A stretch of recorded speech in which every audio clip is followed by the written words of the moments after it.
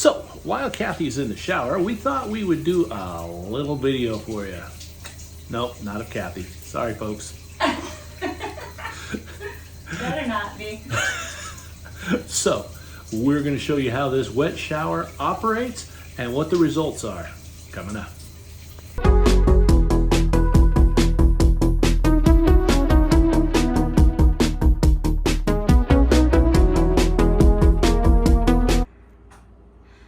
One thing we really wondered about before we became nomads, especially before we came to Southeast Asia, but I know there's other places in the world with wet showers as well, is how these wet showers work. Because this is your whole bathroom, and there's no division between the toilet area and the shower area. And in fact, you can see by these 12-inch tiles, this is less than 3 feet wide in the shower.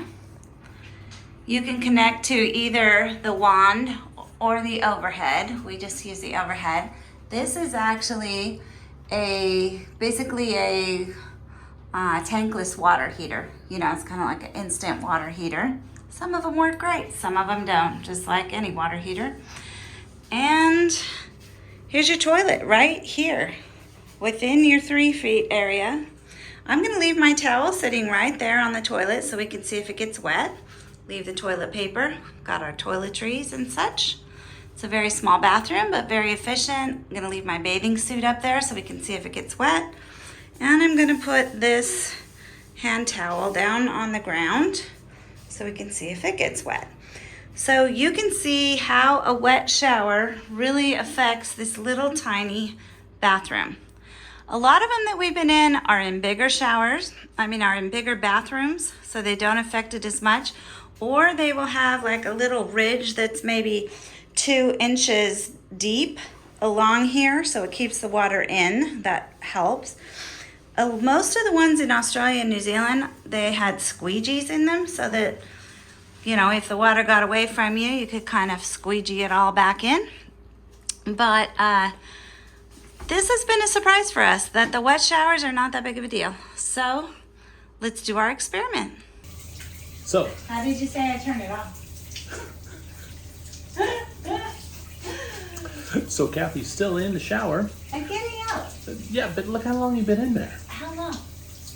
Where's the towel I can use? Okay, so Kathy's done with her 6-minute shower. Give me a towel to use so you can see that this one didn't really get wet. All right, let me give her a different towel here, and we'll start looking at the shower after she steps out, folks. All right, so Kathy's out of the shower. We're gonna take a look at how much water got splattered around. So this shower is about 7 feet by 4.5 feet. And you can see where she left the towel. The bathroom is. Yeah, the whole bathroom.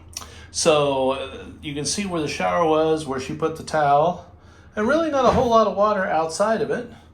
The towel that she left here on the toilet seat actually is dry. It's got a couple of little drops on it, so that worked out well. Now, she added her wet swimsuit here, and this is the dry one, and it is still dry. So that brings us to the shower. So this is a tankless shower, and this right here is the hot water heater. All right, and the way it works is this knob right here is your temperature. For the most part, we have it turned max to hot. Now, you test it down here, and then you reset it here, okay? That way you know the electricity on it's safe. There's obviously your nice rain shower head. Now, that's what she used to minimize the water. The wand, you're on your own with that one, because you're gonna aim and squirt wherever. Tell them how we pushed over the shower head too. You can also see that shower head, I tilted it so that also kind of keeps the water going to the wall side. Now, the way it works, okay, so this is magic down here. This knob goes to the wand. This knob goes to a faucet. Yeah, it does. Turn it on. It's I'm like not to gonna- wash your feet. Okay, so to wash your feet. I turned it on by accident. That's what the faucet's for. Don't turn it on. I'm in here. Hey. Now I'm soaking wet. Thanks. You're welcome. That's for You are welcome. That's the faucet. And this knobber right here, that's how you turn on the water, believe it or not, to this hose, which comes up to the hot water heater, which then comes around to here and up to the shower head.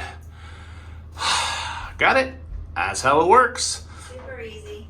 All right, so as far as splatter, not a lot. We're all good. Would you like me to demonstrate turning the other ones on while you're in there?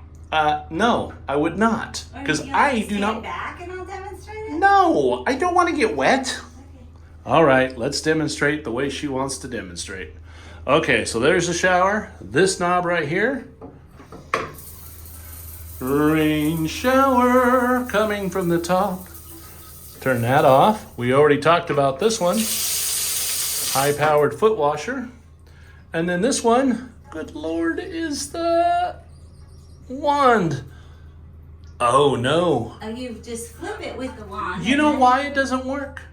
Because you have to turn on this one. Yes. And there you go. Now we have the wand working. Yeah, and you can take it out and put it wherever you want. Yeah, you can do whatever you want with that, but I'm trying not to get all wet. And honestly, the foot one is super strong. It'd be great for laundry. Don't get me. So what It'd be she great for high-powered laundry. So if you want to do your laundry in a shower, you can use that one. So this actually is a small shower, like Kathy said. And you can see when I did the foot one, it kind of splattered all over the place. So, because it's much more high powered. But there you go. But That's it's how on the these work. ground. It didn't get anything up high. It doesn't get the toilet paper wet. It doesn't get the towel wet. Your clothes hanging wet. Nothing like that. No, it got me wet. Well, this is just a little hand towel, and afterwards you can use it to get any outer spray, and the rest of it will drain down, and you are done. There you go. The shower. It's not a reason to avoid booking a wet room when it's, situated like this, which is a pretty small one. I'd show you in the picture, but she'd yell at me, so I'm not going to do that. Here, you can show my hand. Bye. Bye.